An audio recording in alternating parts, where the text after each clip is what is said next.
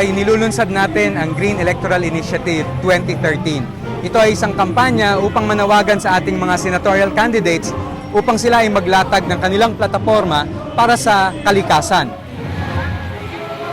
Kasama natin dito ngayon ang mga berde na superheroes. Ito ay upang hamunin din ng ating mga kandidato upang sila ay maging bayani rin, mga berdeng bayani or mga bayani para sa kalikasan. Berde ka ba? Panawagan din natin sa ating mga mamamayan na sa darating na halalan dapat tayo ay bumoto batay sa konsyensya at batay sa pagsusuri ng mga plataforma. Huwag tayong padala sa mga pakanta-kanta, pasayaw-sayaw. Kailangan natin, tanungin natin ang ating mga kandidato, ikaw ba ay berde or berde ka ba? Ikaw ba ay may paninindigan para sa kalikasan? Ikaw ba ay may paninindigan para sa mga mamamayan? Berde ka ba? Berde ka ba? Berde ka ba?